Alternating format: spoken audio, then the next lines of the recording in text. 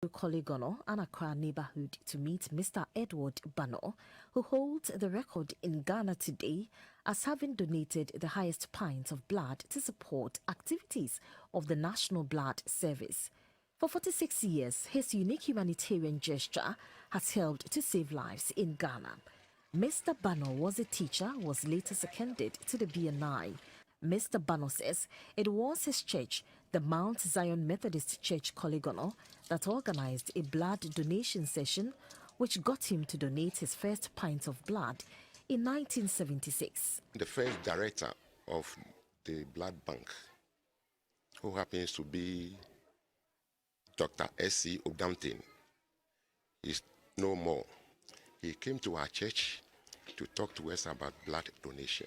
Which year was that? 1976. By then I was 20 years. After that, he told them the next day he would come to take us to the blood bank for the blood donation. He came and we went. I can remember we were about 36. After the donation, we were given provisions, Milo, milk, sugar, and what have you. So that made us to be donating. By then it was every 6 months. You go and then you donate. Now it got to a point, the number decreased because they stopped giving out the provisions. But since I have inculcated the habit of donating, I continued donating. One of the surprising benefits of donating blood is the lowering of blood pressure and lower risk of heart attacks. Mr. Banor told GBC News that once he got to understand the benefits of blood donations, especially on the part of the blood receivers, he then made it a point to donate at regular intervals. A person's blood type depends on which genes they might have inherited from their parent. There are basically 4 major blood groups: A, B, O, and AB. Each group can be either negative or positive, which means in total there are 8 blood groups.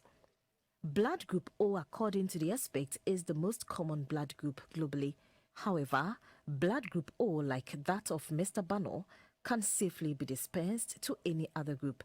At the blood bank, for every pint of blood donated, at least 3 products could be generated, and these are platelet, fresh frozen plasma, and cryoprecipitate.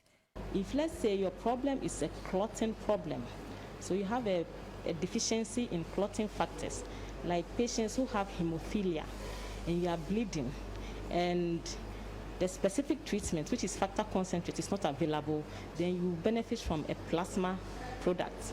It depends on the hemophilia and which plasma product you will benefit from. In the case of Mr. Banor, his 86 times of blood donation means that close to 300 Ghanaian lives have been saved through his benevolence. Currently, at age 66, Mr. Banor can no longer donate blood per the global blood donation protocols. However, he's still conspicuous in the activities of the National Blood Service. It will suffice you to know that ever since I started donating blood, that was 1976, and I said by then I was 20 years. Now my age is 66. I don't have any disease at all. I don't visit the hospital. The secret is that anytime you go and donate, the old blood in you gets out from the system and new one comes in. So cleansing takes place. So every day you are strong and healthy. To recognize his effort, both his church and the National Blood Service have acknowledged him. This is a poster on the notice board of the Blood Service when Mr. Banor donated his 80th pint of blood. I'm over proud of him, overwhelmed. He's done well, very, very well. Yes. For some time now, he's also the face of the blood service wherever we want to actually showcase people who have endeared and donated as such. Mr. Banor cannot be left out. According to the World Health Organization, the need for blood and blood products keeps rising in all parts of the world. And this is because millions of people rely on the generosity of another person to survive. In 2020, the Red Cross drew the world's attention to the declining rate of blood donations, a situation which is even worse in Ghana, according to officials of the National Blood Service. The Red Cross attributes the situation to the current outbreak of COVID-19. As the world is still battling with SARS-CoV-2, predictions are that the global 10% decline in figures, which were recorded in 2020, might even drop further.